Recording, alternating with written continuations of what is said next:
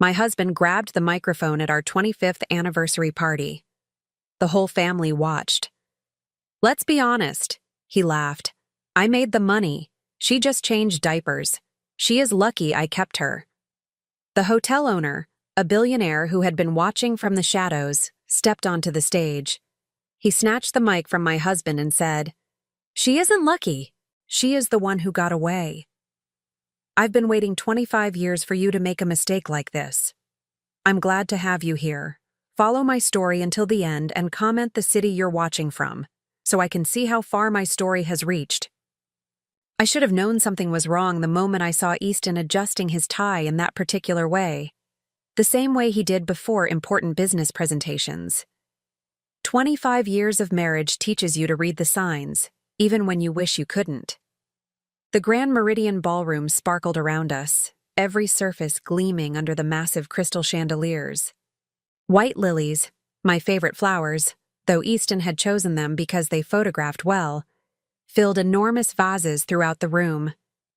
The scent was almost overwhelming, sweet and cloying, mixing with the expensive perfumes of our 200 guests. I smoothed my hands over the blue silk dress I'd chosen so carefully. Easton had barely glanced at it when I'd shown him earlier, too busy reviewing his speech notes. I'd spent 3 hours at the salon that morning, wanting to look perfect for our anniversary celebration. 25 years, a quarter of a century. It should have felt like an achievement.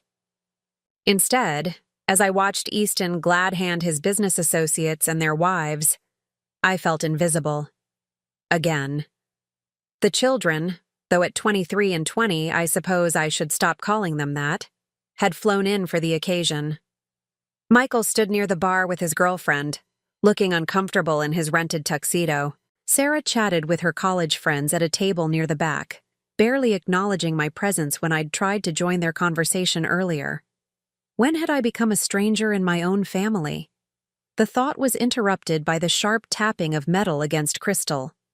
Easton stood at the small stage the hotel had set up, microphone in hand, that familiar, confident smile spreading across his face. The room gradually quieted, conversations fading to expectant murmurs.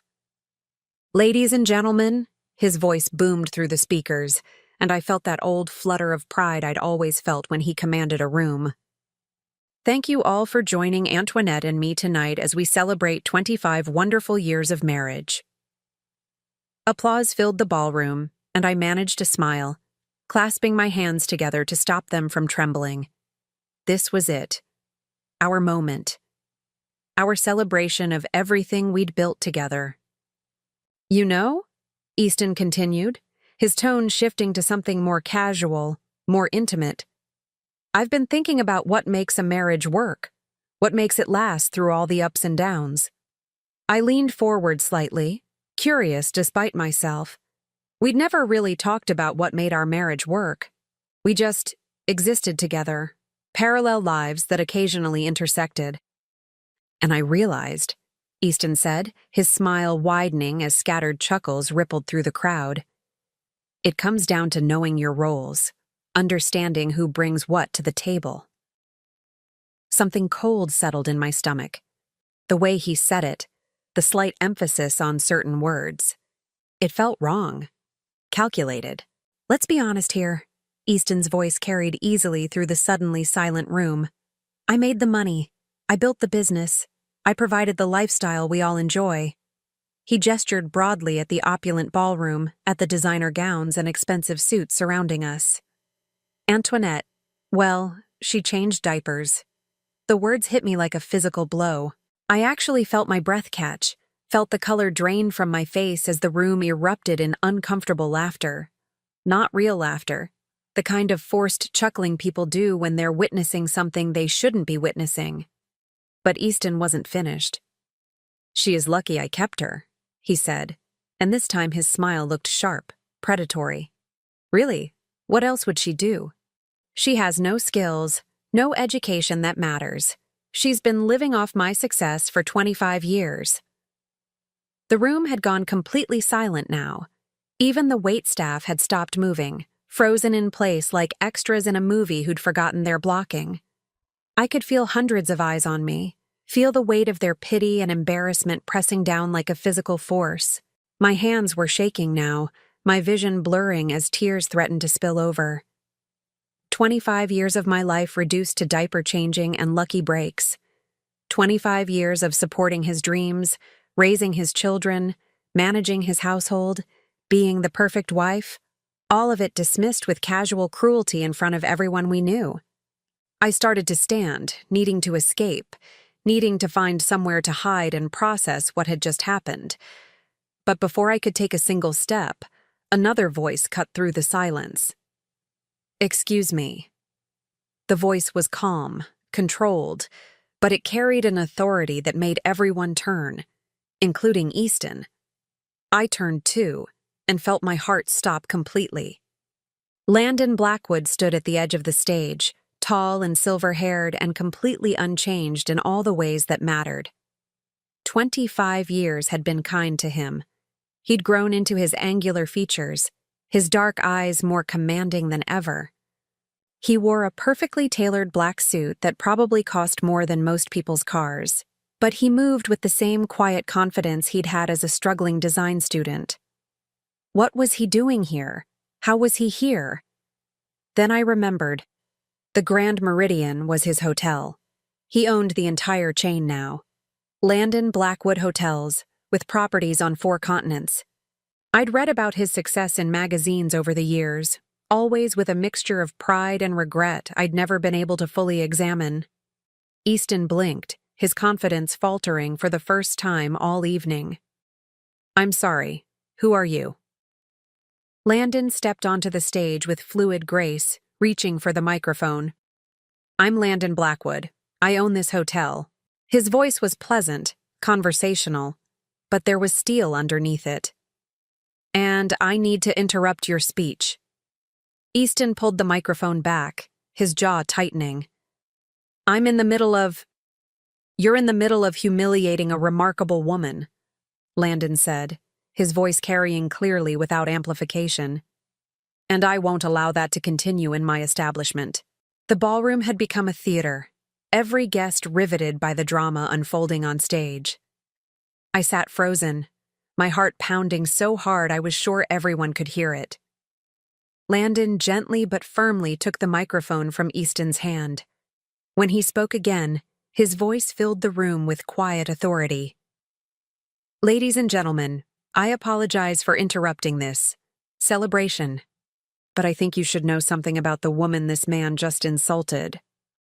He turned to look directly at me, and something in his expression made my breath catch. It was the same look he'd given me all those years ago when he'd asked me to marry him. The same look I'd turned away from because Easton represented safety, security, everything I thought I needed. "Antoinette isn't lucky," Landon said, his eyes never leaving mine. "She isn't fortunate to have been kept by anyone. She is the one who got away. And I've been waiting 25 years for the man who won her to make exactly this kind of mistake." The silence that followed was absolute. No one moved, no one breathed, no one seemed capable of processing what they'd just heard. Easton's face had gone from confident to confused to something approaching panic. "What? What are you talking about? Who are you to her?" Landon finally looked away from me, turning to face my husband with an expression I couldn't quite read. "I'm the man who loved her first. The man who would have spent every day of the last 25 years making sure she knew exactly how extraordinary she is." The microphone fell from Easton's limp fingers, hitting the stage with a sharp screech of feedback that made half the room wince. But I barely heard it over the roaring in my ears, the way my entire world had just shifted on its axis. Landon loved me first. Was still. Did he still? "Antoinette," Landon said, stepping to the edge of the stage, extending his hand toward me. "Would you like to get some air? I think we have a lot to talk about." I looked at his outstretched hand, then at Easton's stricken face, then at the sea of shocked expressions surrounding us. 200 people waiting to see what I would do. Waiting to see if I would take the hand being offered to me, or stay seated in the chair where I'd just been publicly humiliated. For the first time in 25 years, The choice was entirely mine. I stood up, my legs somehow steady despite the earthquake happening inside my chest. I walked toward the stage, toward Landon's waiting hand, toward a future I couldn't even begin to imagine. Behind me, I heard Easton's voice, small and panicked. "Antoinette, don't you dare! Don't you dare walk away from me!" But I was already walking, and for the first time in decades, I wasn't looking back. The cool night air hit my face like a benediction as Landon led me through the hotel's private entrance, away from the stares and whispers that had followed us out of the ballroom. My hand was still in his, and I couldn't bring myself to let go. It felt like an anchor in a storm I hadn't even realized was brewing. We walked in silence through the hotel's elegant corridors until he stopped at a set of glass doors that opened onto a private terrace overlooking the city. The lights of downtown stretched out below us, and for the first time in hours, I could breathe properly. "Are you all right?" Landon asked softly, finally releasing my hand. I almost laughed at the absurdity of the question.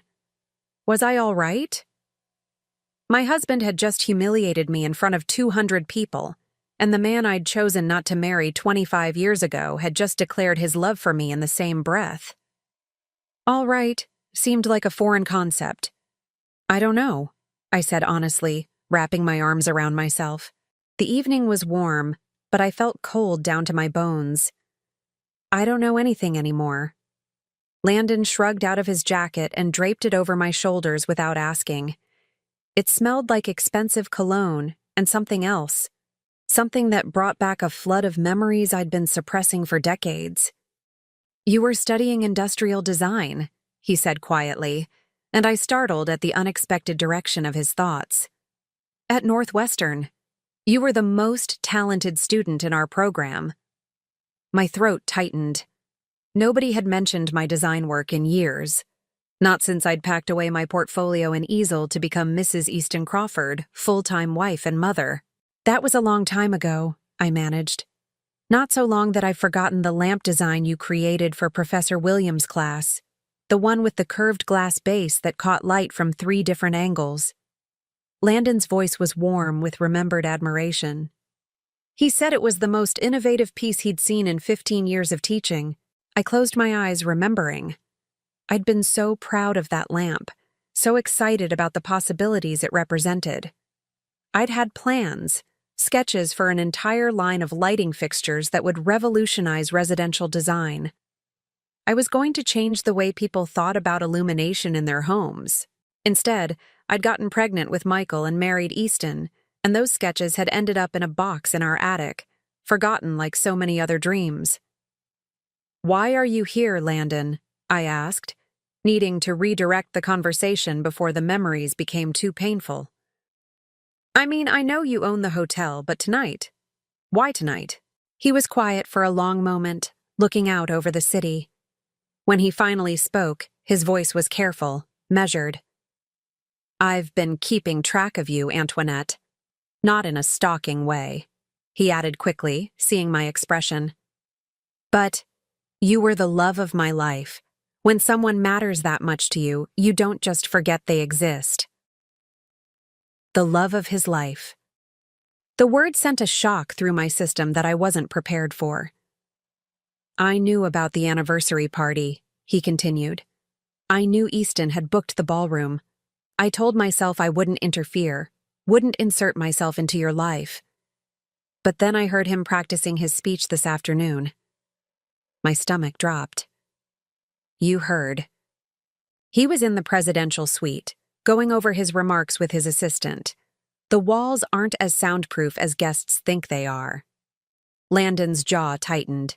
He was laughing about it, Antoinette, about how he was going to put you in your place in front of everyone, about how you'd gotten too comfortable lately, needed to be reminded of your position in the marriage. The words hit me like physical blows. Easton had planned it, had scripted my humiliation, rehearsed it, anticipated my reaction like a business presentation. 25 years of marriage, and he'd reduced our relationship to a power play. "I couldn't let it happen," Landon said simply. "I couldn't stand there and watch him destroy you without fighting back." Fighting back. When was the last time anyone had fought for me? When was the last time I'd fought for myself? The answer came with brutal clarity. Never. I'd never fought for anything I wanted. I'd always chosen the safe path, the expected path, the path of least resistance. Like choosing Easton over Landon. The memory hit me with sudden, devastating force. I was 21 again, standing in my tiny apartment near campus, staring at two very different proposals. Literally. Both men had proposed to me within a week of each other. Landon had been passionate, romantic, down on one knee in the campus sculpture garden with a ring he'd designed himself. A simple band with a small diamond surrounded by tiny pieces of colored glass arranged like a sunburst. He'd been broke, surviving on instant noodles and student loans. But his eyes had burned with certainty when he'd told me he loved me. "I don't have much to offer you right now," he'd said, his voice shaking with emotion. "But I'll spend every day of my life making sure you never regret saying yes." Easton's proposal had come 3 days later, in an expensive restaurant downtown. His ring was a traditional solitaire, 2 carats, flawless. He'd talked about security, about the life he could provide, about my future being safe with him. He'd had a plan, a 5-year timeline for his career advancement, a projected income chart, a list of neighborhoods where we'd look for houses. I'd chosen the plan. I'd chosen security over passion, certainty over possibility. I'd convinced myself it was the mature decision, the smart decision. I'd been such a fool. "Do you remember the project we worked on together?" Landon asked suddenly. "Senior year, the integrated living space design?" Of course I remembered. We'd spent 3 months developing a revolutionary concept for multifunctional furniture that could transform small spaces. Modular pieces that served multiple purposes, a complete rethinking of how people lived in urban environments. It had been brilliant, innovative, ahead of its time. "Professor Chen said it was graduate-level work," I whispered. "It was better than graduate-level work. It was market-ready. We could have patented it, started a company." Landon turned to face me fully. "But you dropped out of the program to marry Easton." The guilt I'd carried for 25 years pressed down on me like a physical weight. I'd abandoned our project, left Landon to complete it alone. He'd gotten full credit, but we both knew it had been a collaboration. "I'm sorry," I said, the words feeling inadequate. "I'm so sorry, Landon. I was young and scared and—" "Don't apologize," he said firmly. "I didn't bring it up to make you feel guilty. I brought it up because 6 months after you left, Easton started a furniture company. Crawford Designs.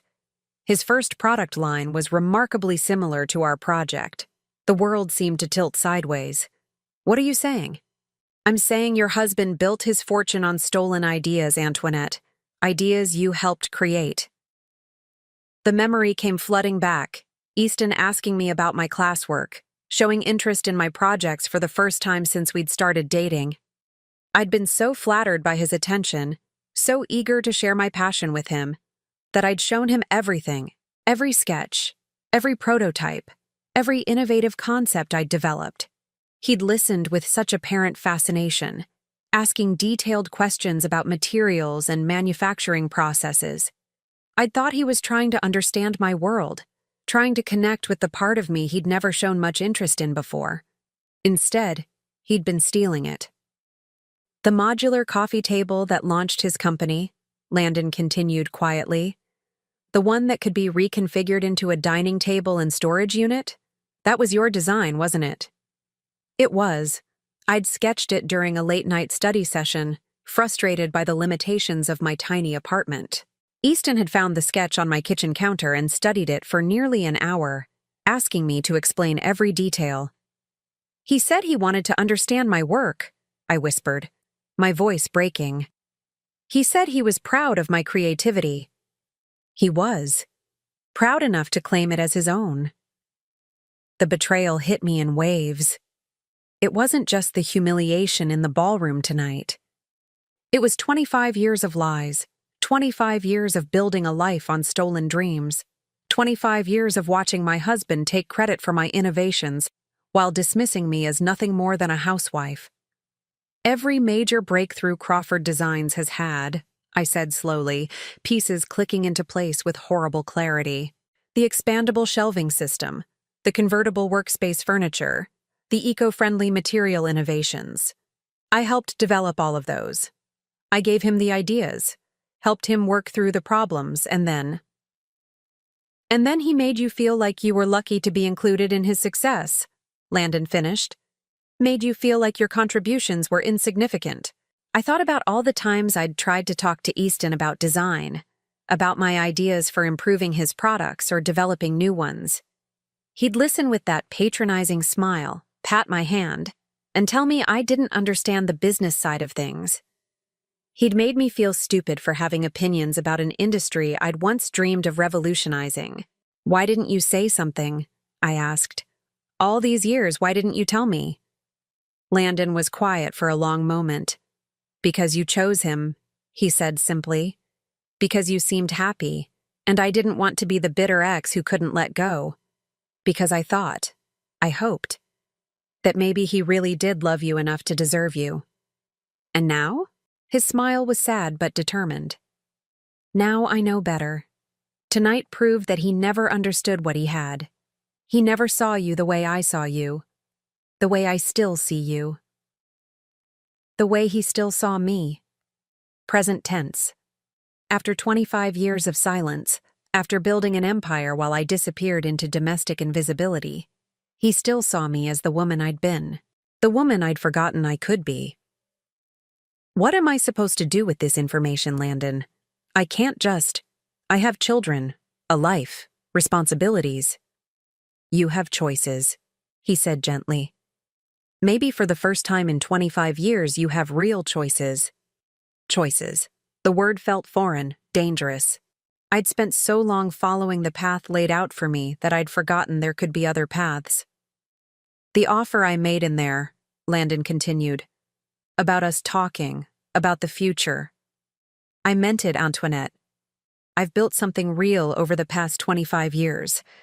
I have resources, connections, opportunities. I could help you reclaim what's yours. Your marriage ended tonight, he said, not unkindly, but with absolute certainty. The moment Easton humiliated you in front of 200 people, the moment he reduced 25 years of partnership to diaper changing and charity, your marriage ended. The only question now is what comes next. What comes next? Another foreign concept. For 25 years, I'd known what came next. Another day of supporting Easton's dreams while burying my own. Another day of being grateful for scraps of attention from my own family. Another day of diminishing myself to make others comfortable. I need time, I said finally. I need to think. Landon reached into his jacket pocket and pulled out a business card. Take all the time you need. But when you're ready to remember who you really are, call me. I took the card, my fingers brushing his in the exchange. The touch sent electricity through me, a reminder of feelings I'd spent 25 years suppressing. The woman who designed that lamp, he said softly. The woman who could see possibilities where others saw limitations. She's still in there, Antoinette. She's been waiting for someone to believe in her again. Believe in her. In me. When was the last time anyone, including myself, had believed in me?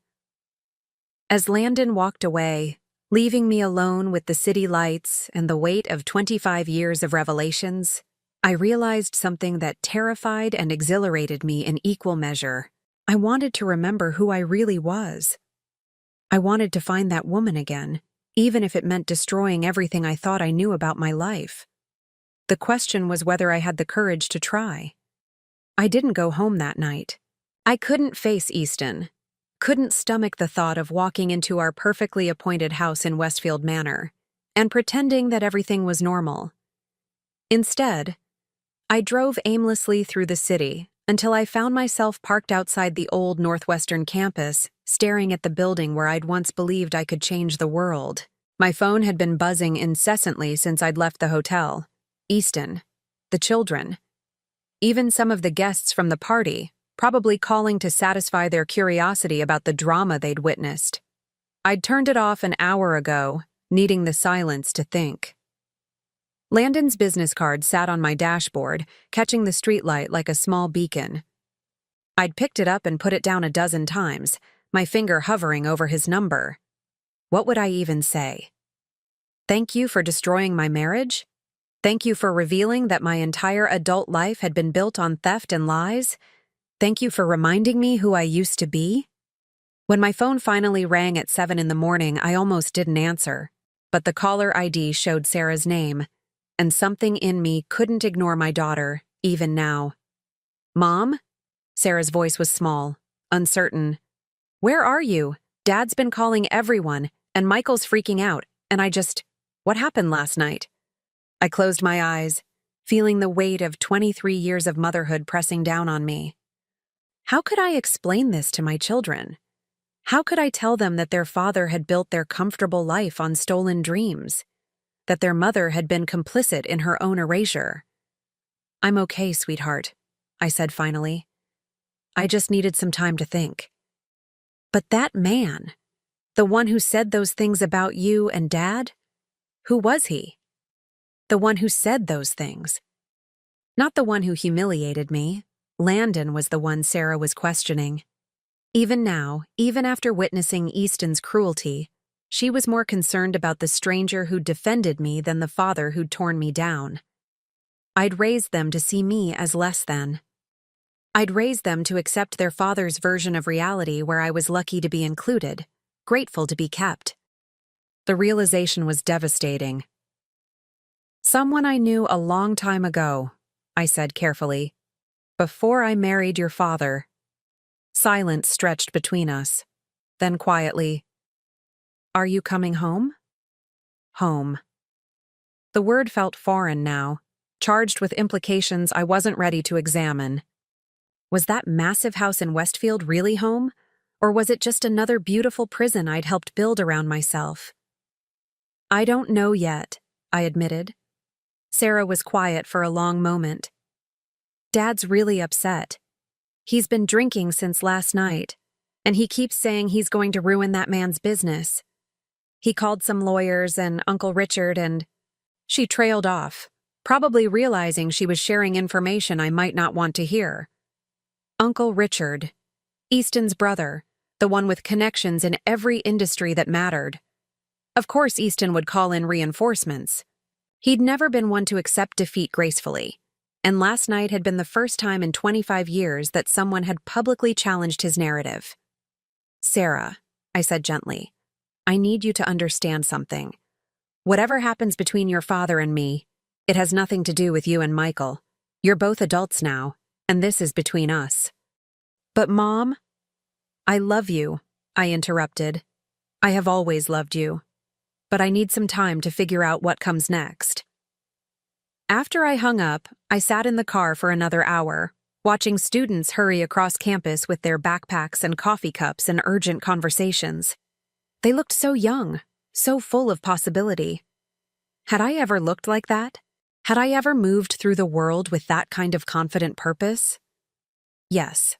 Once.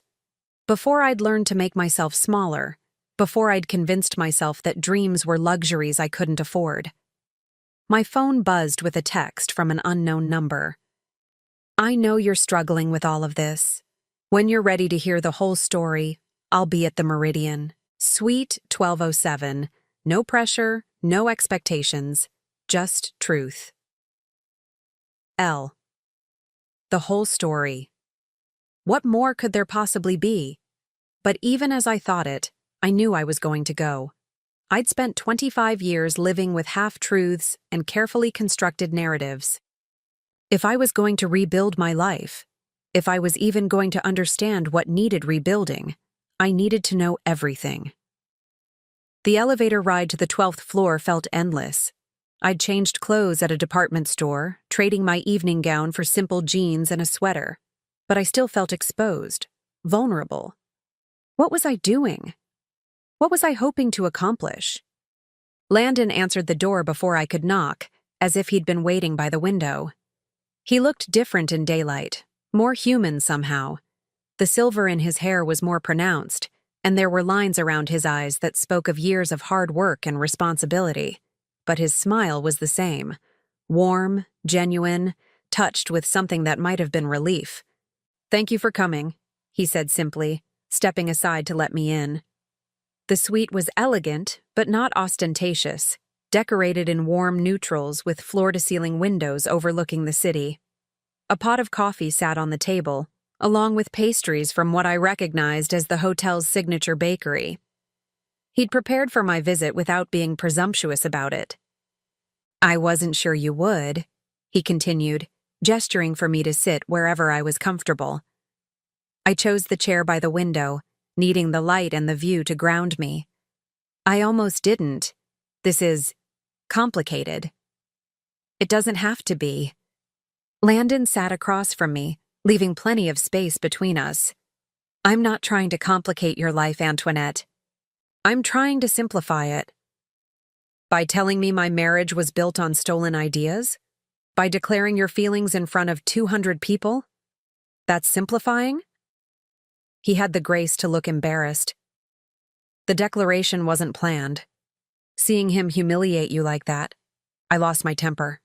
It wasn't my finest moment." "But you meant it. What you said about waiting 25 years. It wasn't really a question, but he answered anyway. Every word. The honesty in his voice sent a shock through me. After years of Easton's calculated responses, his careful management of every conversation, Landon's directness was almost overwhelming. "Why?" I asked. "You could have had anyone. You built an empire. You're successful, powerful. Why hold on to feelings for someone who rejected you?" Landon was quiet for a long moment, looking out at the city. When he spoke, his voice was soft but certain. "Do you remember the night before you accepted Easton's proposal? We were in your apartment, working on the lighting project. You'd been struggling with the power distribution problem for weeks." I remembered. I'd been frustrated to the point of tears, convinced that my design was fundamentally flawed. "You were about to give up," Landon continued. "You said it was impossible, that you weren't smart enough to solve it. And then you had that moment of inspiration, the cascade design that would distribute power through multiple pathways. Do you remember what you said when it finally worked?" I did remember. I'd been so excited, so proud of the breakthrough. I said it felt like flying. "You said it felt like flying," he repeated, and I realized that I wanted to spend the rest of my life watching you have those moments. I wanted to be there every time you figured out something impossible, every time you created something beautiful. I wanted to build a life around your dreams taking flight. The memory was so vivid I could almost smell the coffee we'd been drinking, could almost feel the excitement that had coursed through me when the design finally came together. It had been one of the last times I'd felt that way, truly alive, truly myself. "But you chose safety instead," Landon said, not accusingly, but with deep sadness. "And I understood why. Easton offered you security, certainty. I was offering you. Well, I was offering you a leap of faith." "I was scared," I whispered. "I was 21 and terrified of making the wrong choice. I know. And I've spent 25 years wondering if I could have made it easier for you. If I could have offered you more security, more certainty. If I could have convinced you that taking the leap was worth it. You never tried to contact me. After I got engaged, you just disappeared." Landon's smile was rueful. "I went to Europe, spent 5 years working for design firms in Milan and Barcelona, trying to forget you. It didn't work, but it did teach me a lot about business, about building something from nothing. When I came back to the States, I was determined to create the kind of success that would have made you proud to choose me. And then I realized that building an empire out of wounded pride was a hollow victory. I had everything I thought I wanted. But I was still missing the one thing that mattered. The one thing that mattered. Me. He was talking about me as if I was something precious, something worth waiting for. After years of being treated as an afterthought, as lucky to be kept, the attention was almost dizzying. Landon, I need to ask you something, and I need you to be completely honest. He nodded, his expression serious. Last night, when you said Easton built his business on our ideas, how much of his success actually came from my work? Landon hesitated, and I knew the answer was going to be worse than I'd imagined. All of it, he said finally. Every breakthrough product Crawford Designs has launched in the past 25 years originated from concepts you developed, either from our college work or from ideas you shared with him during your marriage. The room seemed to spin around me. All of it. Not just the original modular furniture line, but everything. The expandable shelving that had made Crawford Designs a household name. The eco-friendly materials that had won them industry awards. The space-saving solutions that had revolutionized urban living. All mine. All stolen. How do you know that? I asked, my voice barely above a whisper. Because I've been watching Crawford Designs for 25 years, waiting to see if Easton would ever create something original. He never did. Every innovation he claimed was a variation on work you'd already done. Sometimes he changed the materials or modified the proportions, but the core concepts were always yours. But how could you possibly know? Because I kept copies of everything we worked on together. Every sketch, every prototype, every brainstorming session. I told myself it was for professional reference, but really, I couldn't let go of the last pieces of you I had. He stood and walked to a sleek briefcase by the window, withdrawing a thick portfolio. When he set it on the coffee table between us, my breath caught. It was my old sketch pad from senior year, the one I'd thought was lost in the chaos of moving out of my dorm. The leather cover was worn soft with age, but I recognized every scuff and stain. You kept this? I whispered, reaching out to touch the familiar surface. I kept everything, Landon said quietly, including the original design for the lamp that started it all, the one Professor Williams called revolutionary, the one that became the basis for Easton's first product line. I opened the portfolio with trembling hands, and 25 years of suppressed memories came flooding back. Page after page of detailed sketches, concept drawings, innovative solutions to design problems that wouldn't become industry standard for years. Work I'd poured my heart and soul into. Work I'd been so proud of. Work I'd convinced myself had been meaningless amateur efforts. He made me believe I was nothing, I said, tears blurring my vision as I turned the pages. He made me believe these were just silly student projects. They weren't silly, they were brilliant, and they made him rich. Rich on my ideas, successful on my innovations, respected for stealing my dreams. What am I supposed to do with this information? I asked, looking up at Landon through my tears. Sue him? Destroy my children's father? Blow up my entire life for revenge? I'm not asking you to destroy anything, Landon said gently. I'm asking you to reclaim what's yours. The ideas, yes, but more than that. I'm asking you to reclaim yourself. Reclaim myself. The woman who'd designed these innovations, who'd seen possibilities where others saw limitations. The woman who'd felt like she was flying when a complex problem finally yielded to her imagination. How? I asked. How do you reclaim 25 years of lost identity? Landon leaned forward, his eyes intense. You start creating again. You remember what it felt like to solve impossible problems. You let yourself dream big again. I'm 56 years old, Landon. I've been out of the design world for decades. Technology has changed. Markets have evolved. Design is design, he interrupted. Good ideas are timeless. And you. He reached across the table and covered my hand with his. You were always the most innovative thinker I knew. That doesn't just disappear. His touch was warm, solid, real.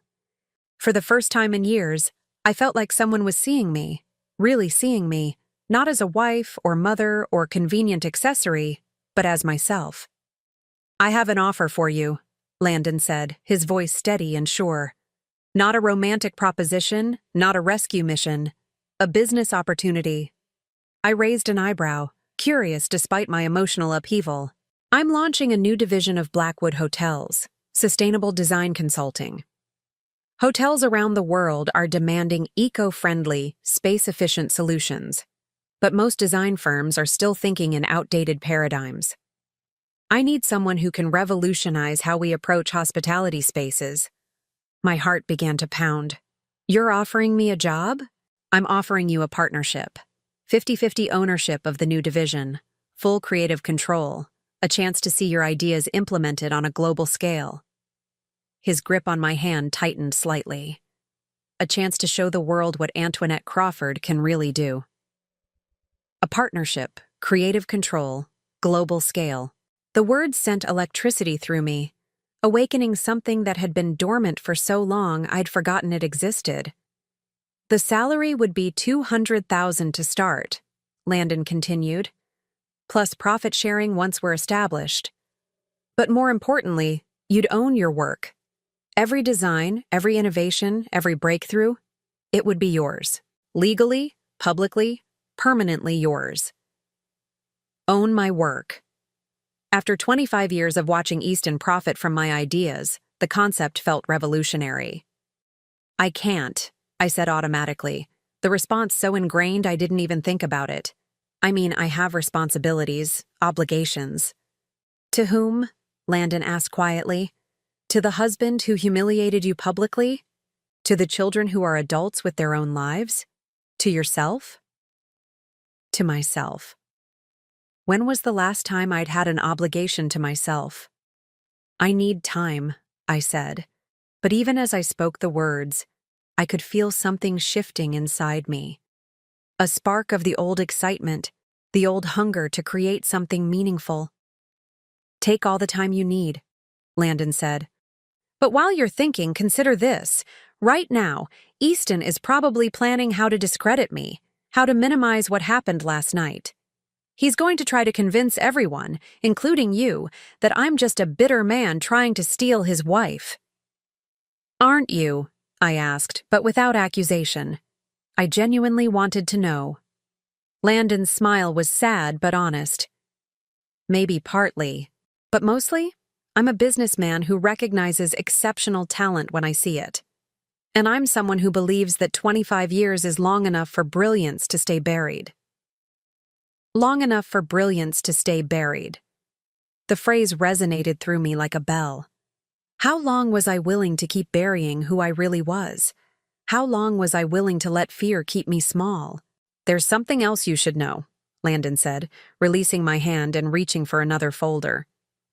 "About what Easton's planning to do next." My stomach clenched. "What do you mean?" "My security team picked up some interesting phone calls from your house last night. Calls to his lawyer, his brother, some business associates. He's not planning to apologize or try to win you back, Antoinette. He's planning to destroy you." "Destroy me how?"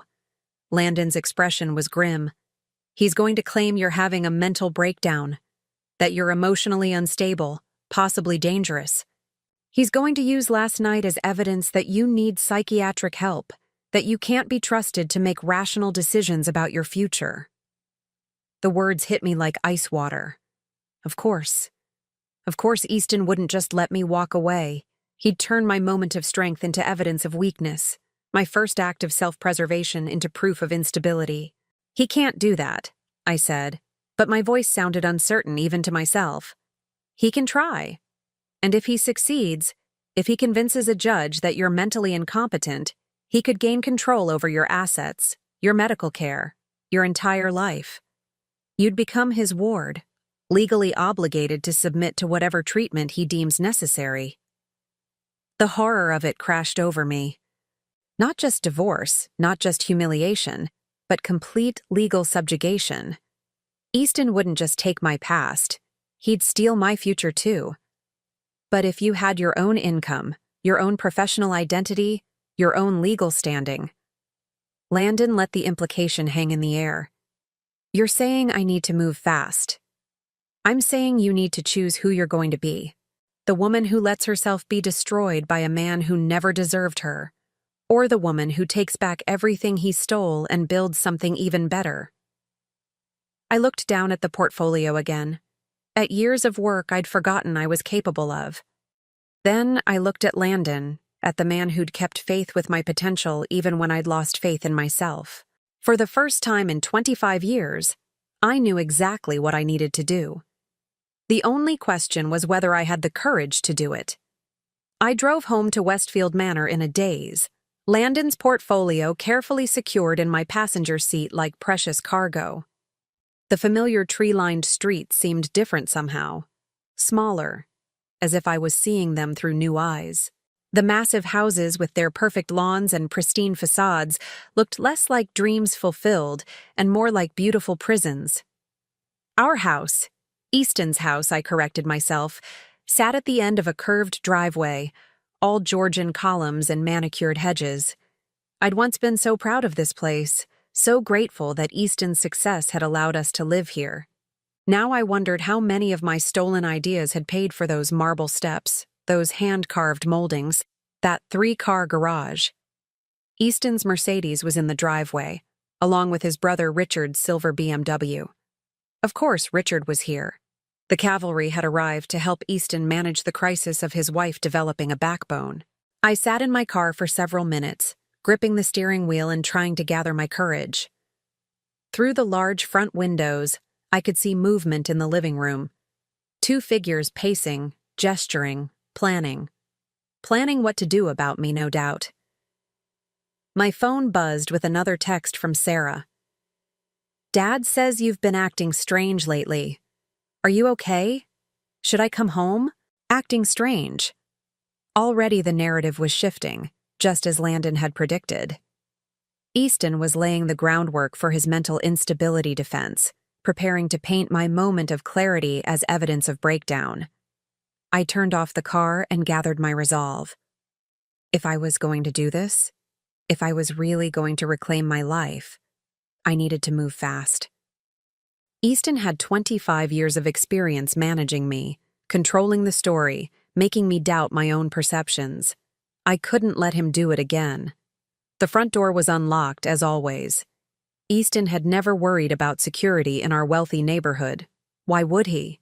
He'd never had anything to fear from the person who posed the greatest threat to his carefully constructed life.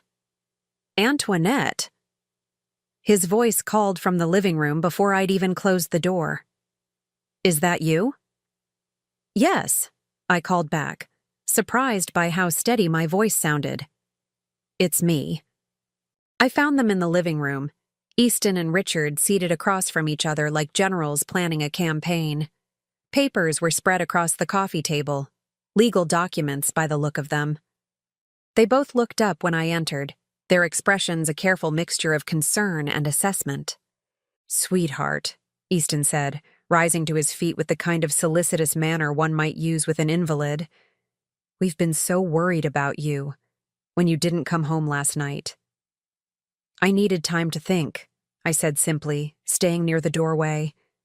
I didn't want to get trapped in the middle of the room, surrounded by their careful manipulation.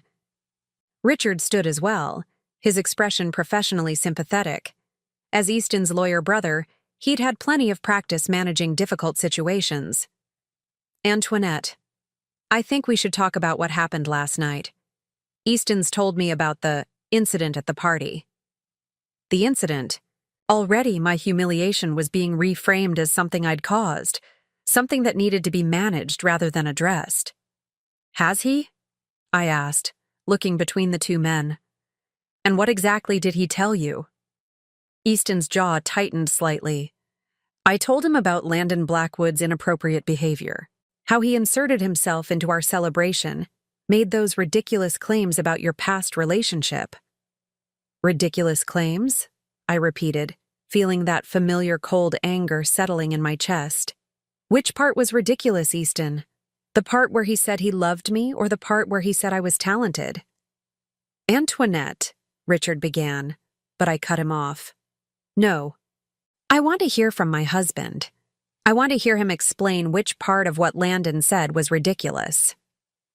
Easton's mask of concern slipped slightly, revealing the irritation underneath. The man is obviously unstable. He's been fixated on you for 25 years, building some kind of fantasy around a college relationship that ended decades ago. A fantasy, I said slowly. So when he said I was a talented designer, that was fantasy. You took a few art classes, Easton said dismissively. It's hardly the foundation for a career. A few art classes. I felt the familiar sting of his casual dismissal, but this time it was accompanied by something else. Clarity. For the first time, I could see exactly what he was doing, how he minimized my accomplishments to maintain his own superiority. Industrial design, I corrected.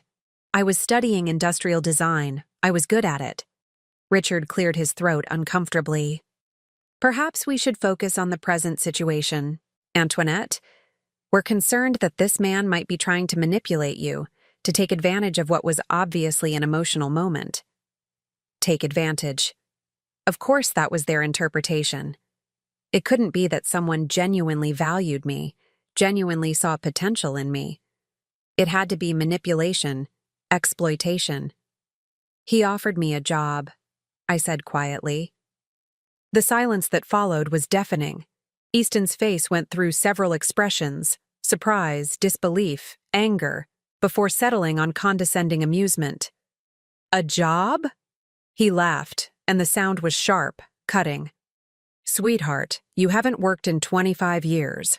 What kind of job could you possibly be qualified for? There it was. The casual cruelty that had become so familiar I'd stopped noticing it.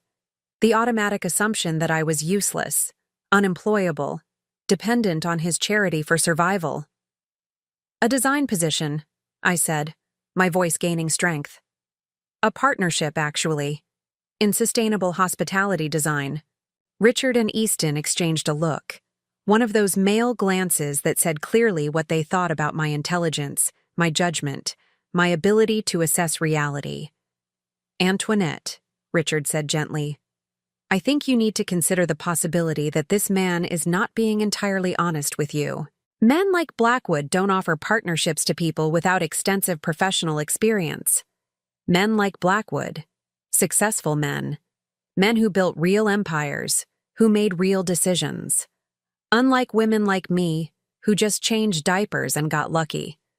Unless, Easton added, his voice taking on a nastier edge, he's not really interested in your design skills. The implication hung in the air like a toxic cloud. Of course that was what they'd assume, that any interest in me had to be sexual, predatory, inappropriate. The idea that I might have actual value, actual talent worth investing in, was apparently too far-fetched to consider. You think he offered me a partnership because he wants to sleep with me? I asked, my voice dangerously quiet. I think, Easton said carefully, that you're emotionally vulnerable right now, and that men like Blackwood are experts at exploiting that vulnerability. Exploiting vulnerability. Everything about this conversation was about my weakness, my susceptibility, my inability to think clearly or protect myself. They weren't discussing my humiliation at the party, Easton's public cruelty, or the problems in our marriage. They were focused entirely on managing the threat I apparently posed to their carefully ordered world. What would you like me to do? I asked, curious to hear their plan. Richard leaned forward, his expression earnest and professional. We think you should consider getting some help. You've been under a lot of stress lately, and last night was obviously traumatic. There are excellent facilities that specialize in helping people work through these kinds of episodes. Episodes?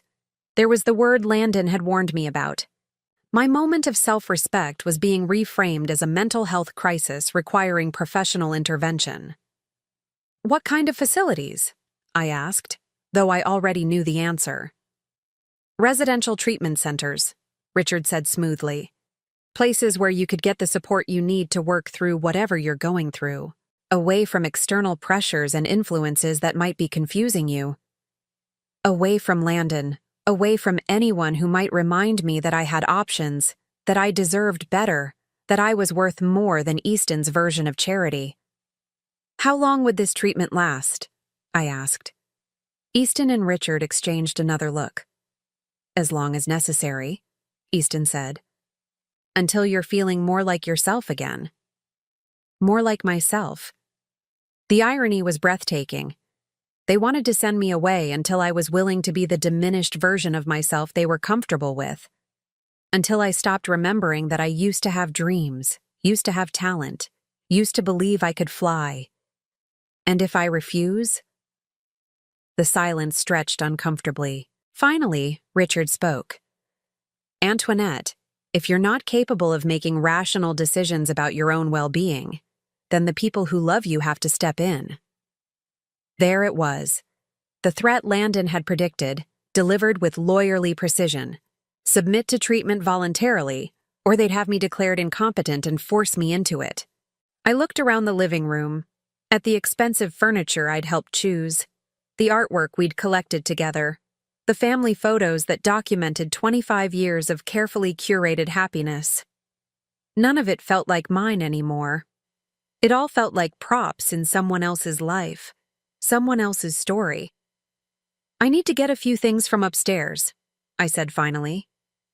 "Of course," Easton said, his relief evident. He thought I was surrendering, accepting their assessment of my mental state. "Take your time. We can discuss the details when you're ready." I walked upstairs slowly, my mind racing. They were giving me rope, expecting me to hang myself with compliance. Instead, I was going to use it to climb out of the hole they'd spent 25 years digging for me.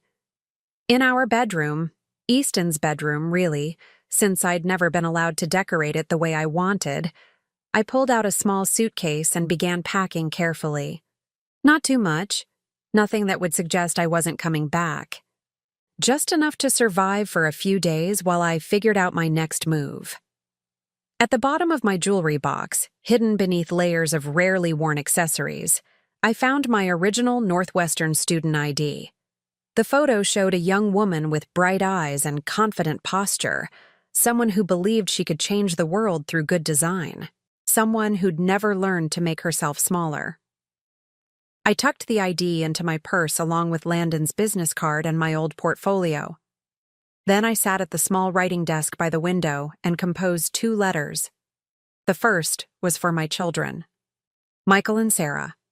By the time you read this, I'll have made a choice that might be difficult for you to understand. Your father will probably tell you that I'm having some kind of breakdown, that I need help. I want you to know that I've never been thinking more clearly. I'm not abandoning you. I'm not choosing someone else over our family. I'm choosing myself for the first time in 25 years. I'm choosing to remember who I was before I learned to disappear. I love you both more than words can express. But I can't keep living as half a person, and I can't keep pretending that diminishing myself is the same thing as keeping our family together. I hope someday you'll understand. I hope someday you'll be proud of me for finding the courage to fly again. All my love, Mom. The second letter was shorter, addressed to Easton. I accept your job offer. When you're ready to discuss the terms of our partnership, you know how to reach me. A. But that letter wasn't for Easton. It was for Landon. I sealed both letters, left the first on my pillow and tucked the second into my purse. Then I picked up my suitcase, took one last look around the room that had never really felt like mine, and walked downstairs. Easton and Richard were still in the living room, their legal documents spread across the coffee table like battle plans. "All set?" Easton asked, looking up with that patronizing smile I'd once found comforting. "Yes," I said. "I think I am." I walked to the front door, my heart pounding so hard I was sure they could hear it. Any second now, one of them would ask where I was going, would notice that I was carrying a suitcase instead of just grabbing my purse. But they didn't. They were so certain of my compliance, so confident in their assessment of my limitations. that it never occurred to them that I might have my own plan. "Antoinette?" Easton called as I reached for the door handle. I turned, expecting to be caught, expecting to have to fight my way out. "Drive carefully," he said, "and call us when you get to the facility. We want to know you've arrived safely." I nodded, not trusting my voice. Then I walked out the front door of the house I'd called home for 25 years, got into my car, and drove away from everything I'd ever known. I didn't look back. For the first time in my adult life, I didn't look back. The drive to the Meridian Hotel felt like flying. When I knocked on the door of Suite 1207, Landon answered immediately, as if he'd been waiting by the window again. His expression shifted from hope to concern when he saw my suitcase. "Are you all right?" he asked, stepping aside to let me in. I set down my suitcase and reached into my purse, pulling out the letter I'd written. "I accept your job offer," I said, handing it to him. "When can I start?" Landon read the letter, his expression shifting to something that might have been wonder. "Are you sure about this? Once we move forward, there's no going back. Easton will fight this with everything he has." "I know," I said, "but I'm tired of being afraid. I'm tired of being small. I'm tired of pretending that I'm grateful to be kept when I should have been building something of my own all along." Landon smiled. Not the careful professional smile he'd worn during our business discussions, but something warm and real and full of possibilities. "In that case," he said, "welcome to Blackwood Design Partners. I think we're going to build something extraordinary together." Something extraordinary. After 25 years of being told I was ordinary at best, the words felt like a promise and a challenge rolled into one. 3 weeks after I walked out of Easton's carefully controlled world, I was sitting in the bright, modern office space that Landon had secured for Blackwood Design Partners. Sunlight streamed through floor-to-ceiling windows, illuminating the drafting tables and computer workstations that would soon house our revolutionary approach to sustainable hospitality design. I'd been working 16-hour days, partly because I was genuinely excited about the projects we were developing, but mostly because I was terrified that if I stopped moving, I'd lose my nerve and crawl back to the safety of my old life. The transformation had been swift and stunning. In just 3 weeks, I'd designed a modular hotel room system that could reduce construction costs by 30% while increasing energy efficiency by nearly half. The prototype had hotel executives flying in from around the world to see what we were creating. But success, I was learning, came with a price. My phone had been ringing constantly since the first industry article about Blackwood Design Partners had been published. Not with congratulations or business inquiries, but with increasingly frantic calls from Easton. I'd stopped answering after the first few conversations made it clear that he wasn't interested in reconciliation. He was focused entirely on damage control. This morning's voicemail had been particularly venomous. "You think you can just walk away and play businesswoman? You think that man actually cares about your pathetic little sketches? I built everything you're trying to destroy, Antoinette. Everything. And I'm not going to let you take it away." I was reviewing the latest designs for our Singapore project when Sarah knocked on my office door. I looked up, surprised to see her.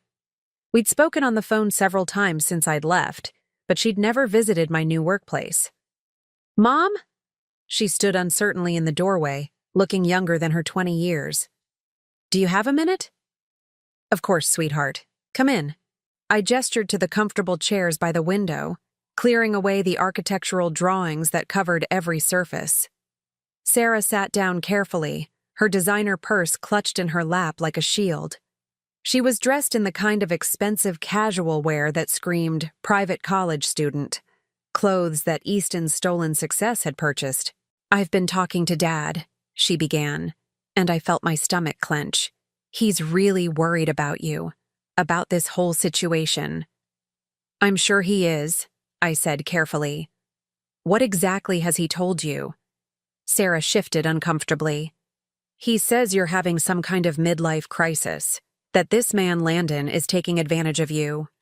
That you're going to lose everything you've worked for.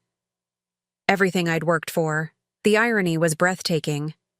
And what do you think? I don't know what to think, Sarah said, her voice small. This place is amazing, and you seem different, happier. But Dad says you're making a huge mistake, that you're destroying our family for some fantasy. Our family. I studied my daughter's face, seeing echoes of my own features mixed with Easton's stronger jawline. Sarah, do you remember much about me from when you were little? She frowned. What do you mean? Do you remember me ever working? Ever having interests outside of taking care of you and your brother? You volunteered at our schools. You organized charity events. You managed the household. But do you remember me ever creating anything? Ever pursuing my own dreams? Sarah was quiet for a long moment. No, she said finally. But that's what mothers do, right? They sacrifice for their families. Sacrifice for their families. There was the lesson I'd taught her without meaning to, that women existed to serve others, that our own dreams were luxuries we couldn't afford. Sarah, I need to tell you something about your father's business, about how Crawford Designs really started. Over the next hour, I showed her everything. The original portfolio Landon had preserved, the timeline of Easton's innovations compared to my college work, the undeniable evidence that Crawford Designs had been built on stolen ideas. Sarah went through several emotional stages as the truth sank in: disbelief, anger, confusion, and finally, a kind of numb acceptance. All of it? She asked, her voice barely above a whisper. Everything he built came from your work? Not everything, I said gently. Your father is a talented businessman, a skilled marketer. He knew how to take good ideas and turn them into successful products. But the ideas themselves, yes, they were mine. Sarah stared at the sketches spread across my desk, her face pale. Why didn't you ever say anything? Why didn't you fight for credit? Because I believed him when he said I was lucky to be included. Because I thought supporting his success was more important than claiming my own. Because I was young and scared, and I'd been taught that good wives don't compete with their husbands. But now you're competing with him, Sarah said, and there was something in her voice I couldn't quite identify.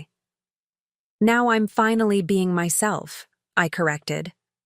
For the first time in 25 years, I'm using my talents for my own benefit instead of someone else's.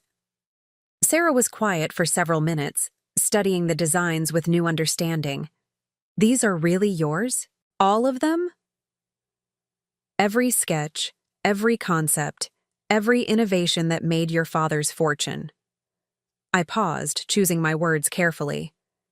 Sarah, I need you to understand something. I'm not trying to hurt your father, and I'm not trying to destroy your security. But I can't keep living as half a person just to preserve everyone else's comfort. What about us? Sarah asked, and now I could hear the fear underneath her composure. What about me and Michael? If you're right about this, if Dad's business really is based on stolen ideas, what happens to our future? It was a fair question, and one I'd been grappling with since I'd made my choice. I don't know, I admitted, but I do know that building your future on lies is no foundation at all. Before Sarah could respond, my phone rang. Landon's name appeared on the caller ID, and I could see from his expression through the glass wall of his office that something was wrong. Excuse me, I told Sarah, then answered the call. What is it? Antoinette, you need to come to my office immediately. We have a problem.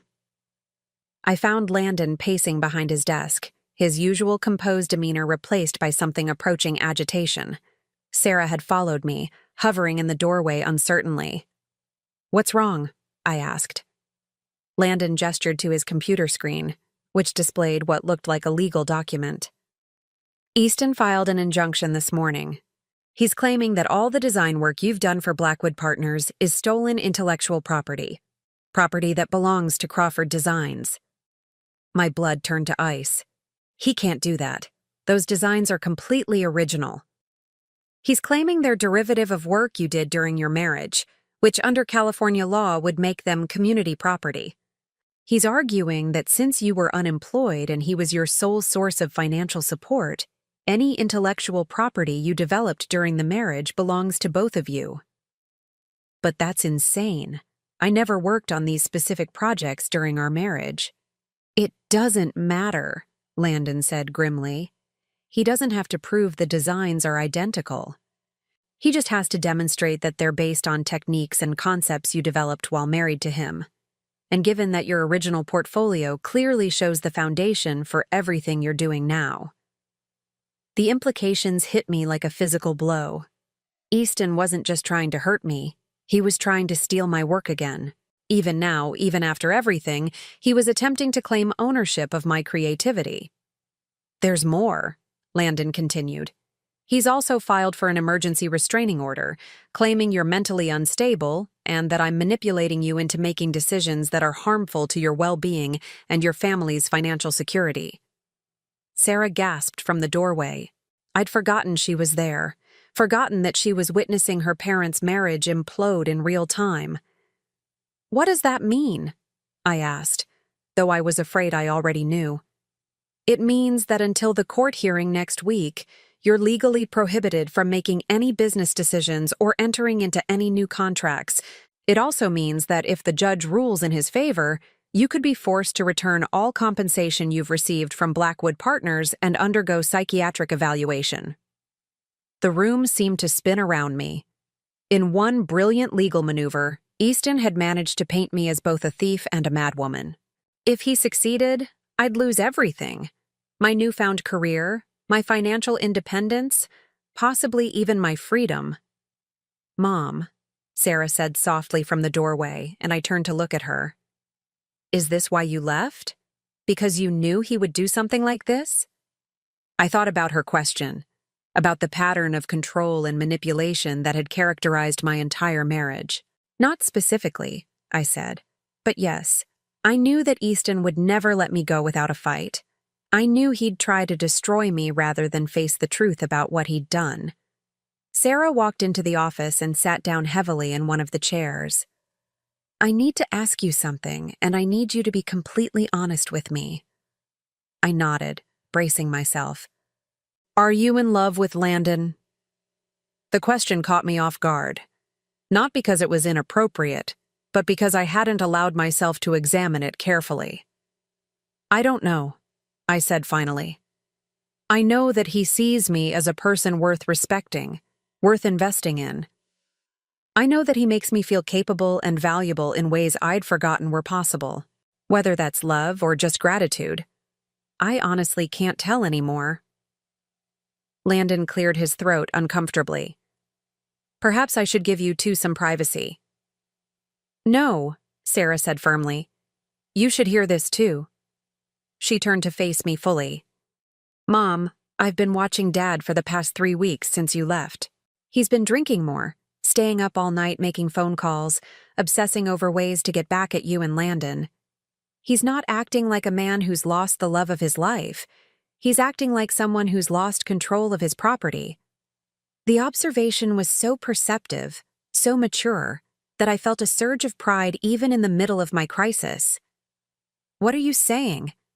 I'm saying that maybe it's time someone in our family chose truth over comfort. Sarah's voice was steadier now, more certain. Maybe it's time someone stood up to Dad instead of just enabling his behavior. I stared at my daughter, seeing her clearly for perhaps the first time in years. She wasn't just the spoiled college student I'd thought she was. She was a young woman capable of making hard choices, of seeing uncomfortable truths. Sarah, if I fight this, if I refuse to back down, things are going to get very ugly very quickly. Your father has resources, connections, legal expertise. He's going to make this as public and as painful as possible. I know, Sarah said simply. But Mom, I've seen your work over the past hour. I've seen what you're creating here. It's extraordinary. It's the kind of innovation that could change entire industries. Are you really going to let Dad steal that too? Let Dad steal that too. The phrase hit me like a revelation. This wasn't just about my current projects or my partnership with Landon. This was about whether I was going to spend the rest of my life letting Easton claim ownership of my creativity, my intelligence, my very identity.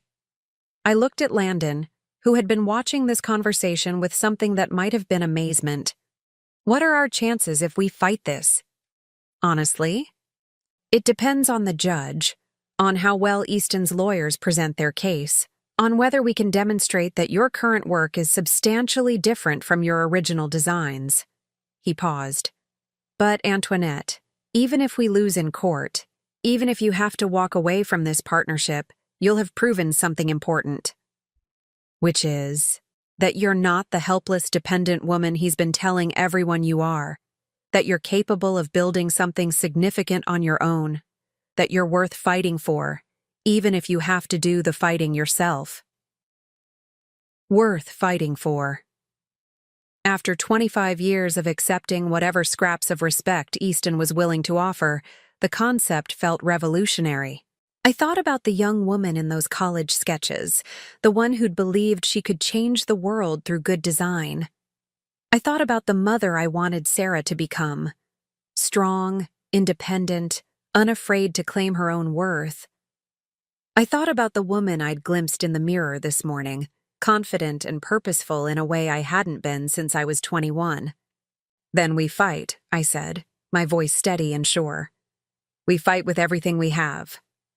Sarah smiled, the first genuine smile I'd seen from her in years. Good. And Mom, for what it's worth, I think you're going to win. As I looked at my daughter and my business partner, at the innovative designs covering every surface of our bright office, I realized something that filled me with quiet joy. I'd already won.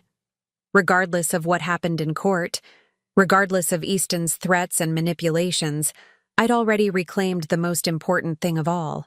The courthouse on that Tuesday morning looked like any other municipal building, gray stone, imposing columns, the kind of architecture designed to remind ordinary people that they were entering a place of serious business.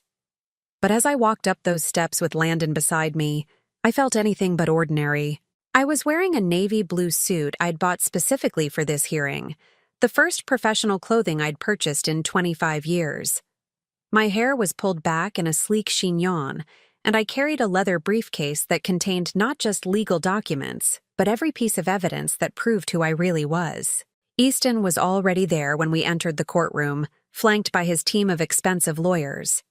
Richard sat behind him, along with several business associates whose presence was clearly meant to demonstrate the serious financial interests at stake. They all looked supremely confident, like men who had never doubted their right to win. Easton caught my eye and smiled. That same patronizing smile I'd endured for 25 years. It was meant to remind me that I was out of my league, that I should be grateful he was willing to take me back after my little rebellion. Instead, it reminded me of everything I was fighting against. Judge Patricia Holloway was a woman in her early 60s with sharp eyes and graying hair pulled back in a no-nonsense style.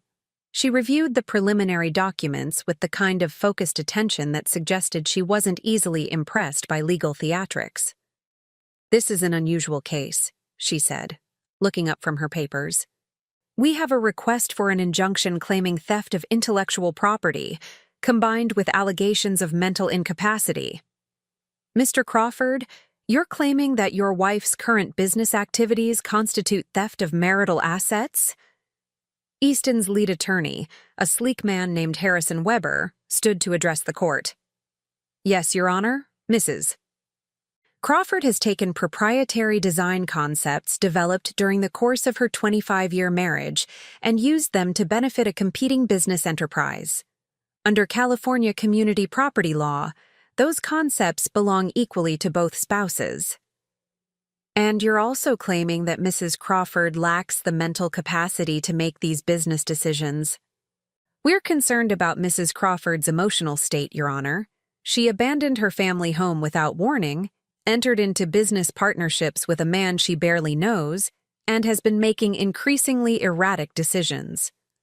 We believe she may be experiencing a psychological crisis that's affecting her judgment. I felt my lawyer, Janet Morrison, tense beside me. We'd prepared for this line of attack, but hearing it stated so clinically in open court was still jarring. "Mrs. Morrison," Judge Holloway said, "how does your client respond to these allegations?" Janet stood with quiet confidence. She was a woman about my age who'd built her reputation defending professionals in intellectual property disputes. "Your Honor, Mrs. Crawford is not mentally incapacitated, nor has she stolen anyone's intellectual property. What she has done is finally reclaim her own creative work after 25 years of watching her husband profit from her ideas." "That's a serious counter-allegation," the judge noted. "You're claiming that Mr. Crawford built his business on his wife's designs?" "We are, Your Honor, and we have extensive documentation to prove it." What followed was the most surreal hour of my life. Janet methodically presented the evidence we'd prepared, my original college portfolio, the timeline of Crawford Designs product launches, testimony from Professor Williams who remembered my work from Northwestern, even statements from former Crawford Designs employees who confirmed that I'd been the source of many innovative concepts over the years. Watching Easton's face as the truth unfolded was both satisfying and heartbreaking. He'd clearly expected this to be a simple matter of asserting male authority over a wayward wife. The idea that I might have legal standing, might have evidence, might actually be telling the truth, was obviously something his lawyers hadn't prepared him for. But the most important moment came when Judge Holloway asked me to address the court directly. "Mrs. Crawford," she said, "I'd like to hear from you personally. Can you explain to the court why you left your marriage and entered into this business partnership?" I stood slowly, my heart pounding but my voice steady. "Your Honor, I left my marriage because I realized I'd been living as half a person for 25 years. I'd convinced myself that supporting my husband's dreams was the same thing as having dreams of my own. I'd accepted that being grateful for his success was enough, even when that success was built on my work." I paused, looking directly at Easton. For 25 years, I told myself that love meant sacrifice, that good wives don't compete with their husbands, that being kept was a privilege I should be grateful for. But that night at our anniversary party, when my husband publicly reduced my contributions to diaper changing and luck, I finally understood that I hadn't been loved. I'd been managed. Easton's lawyer started to object, but Judge Holloway waved him off. "Continue, Mrs. Crawford." "The business partnership I entered into with Mr. Blackwood isn't built on stolen ideas, Your Honor. It's built on the ideas I never got to develop because I was too busy supporting someone else's career. It's built on concepts I created after I left my marriage, using skills I'd forgotten I had. And yes, those skills were developed during my marriage, but they were developed by me. They're mine." I reached into my briefcase and pulled out a folder containing my most recent designs, the modular hotel system that was revolutionizing sustainable hospitality design. "These are the designs Mr. Crawford claims belong to him," I said, handing the folder to the judge. "They were created 3 weeks ago in my new office, using software I taught myself and concepts I developed independently. They bear no resemblance to anything in my original college work or anything Crawford Designs has ever produced. They are entirely my own creation." Judge Holloway examined the designs carefully, comparing them to the earlier work we'd submitted as evidence. After several minutes, she looked up. "Mr. Weber, can you point to any specific similarities between these current designs and the work your client claims ownership of?" Easton's lawyer shuffled through his papers, clearly struggling. "The techniques are similar, Your Honor. The underlying approach to space utilization, the sustainable materials focus—" "Those are industry standards," Judge Holloway interrupted. "Any competent designer would use those approaches. I'm asking about specific design elements that demonstrate actual theft of intellectual property." Weber consulted with his team for several minutes before admitting, "The designs are substantially different in their specifics, Your Honor." "I see." Judge Holloway turned to me. "Mrs. Crawford, Regarding the allegations of mental incapacity, how do you respond? This was the moment I'd been both dreading and anticipating. Your Honor, if recognizing my own worth constitutes mental illness, then I suppose I'm guilty as charged. If leaving a marriage where I was treated as decorative property rather than a partner constitutes instability, then I accept that label. But if we're defining mental health as the ability to think clearly, make rational decisions, and pursue meaningful work, then I've never been healthier in my life. I gestured toward the courtroom where several hotel executives had come to observe the proceedings. In the 3 weeks since I left my marriage, I've designed a revolutionary hospitality system that's already attracted international attention. I've established professional relationships with industry leaders who value my expertise. I've created more innovative work than I produced in the previous 25 years combined. That's not the behavior of someone who's mentally incapacitated. Judge Holloway was quiet for several minutes, reviewing all the evidence we'd presented. Finally, she looked up. "Mr. Crawford," she said, addressing Easton directly. "I've reviewed the evidence presented by both sides. While it's clear that your wife did contribute significantly to your business success over the years, it's also clear that her current work represents original creation, not theft of existing intellectual property. Do you have any evidence that contradicts this assessment?" Easton stood slowly, his confidence finally cracking. "Your Honor, my wife is. She's not the same person she was. This man has filled her head with ideas about independence and careers. She's 56 years old. It's too late for her to start over." The words hung in the air like a confession. There it was. Easton's real concern wasn't about stolen property or mental illness. It was about control.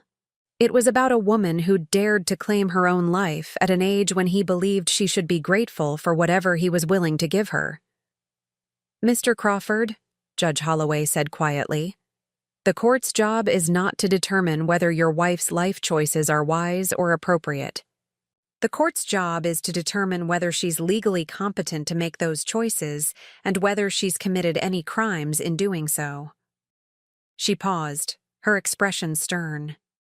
"Based on the evidence presented today, I find that Mrs. Crawford is clearly competent to make her own business decisions.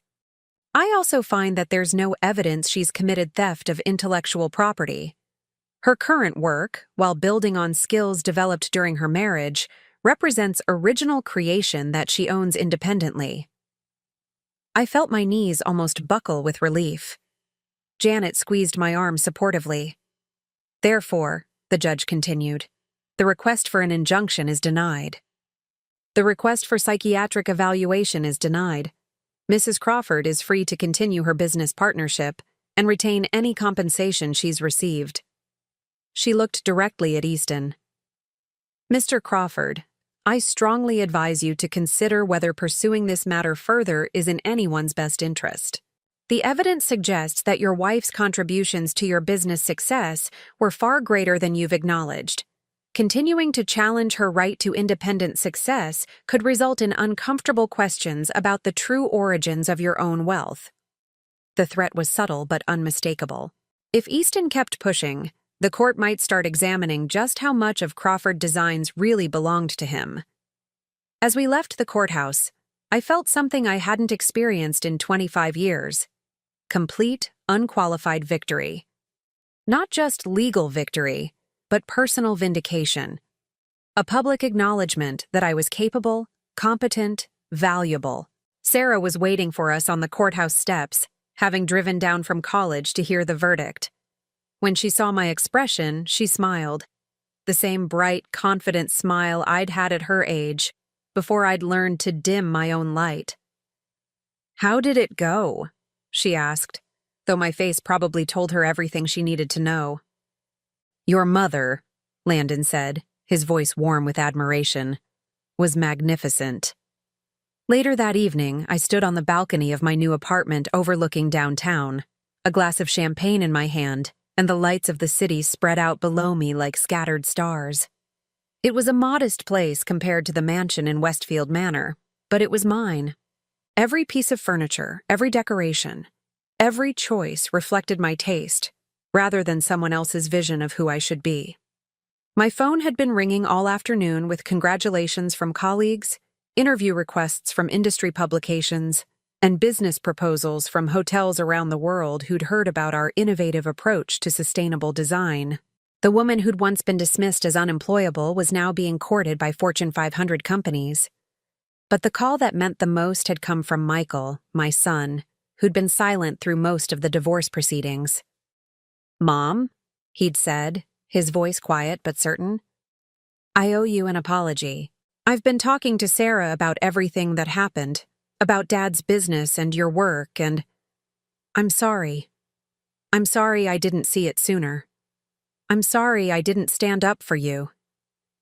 "You don't need to apologize," I'd told him. "You were raised to see me a certain way. We all were. But I should have looked closer. I should have asked questions. You're brilliant, Mom. You always were. I guess I never thought about where Dad's ideas really came from." Now, standing on my balcony, I thought about the young woman who'd designed that revolutionary lamp in college, who'd believed she could change the world through good design. She'd been buried for 25 years under layers of compromise and diminished expectations, but she'd never really died. She'd just been waiting. The door behind me opened, and Landon stepped onto the balcony carrying his own glass of champagne. We'd maintained strictly professional boundaries during the legal proceedings, but now, with the court case behind us and our partnership secure, we could finally acknowledge what had been building between us. "Penny for your thoughts," he said, moving to stand beside me at the railing. "I was thinking about time," I said, "about how 25 years seemed like such a long time to wait, but now it feels like preparation. Like everything I went through was teaching me to value what I have now." "And what do you have now?" I looked at him, this man who'd kept faith with my potential even when I'd lost faith in myself, then out at the city where I was building something entirely my own. "Everything," I said simply. "I have everything." Landon reached for my hand, and I didn't pull away. His touch was warm, solid, real, not the desperate grasping of someone trying to possess me, but the gentle connection of someone who valued who I was. Now I'm curious about you who listened to my story. What would you do if you were in my place? Have you ever been through something similar? Comment below, and meanwhile, I'm leaving on the final screen 2 other stories that are channel favorites, and they will definitely surprise you. Thank you for watching until here.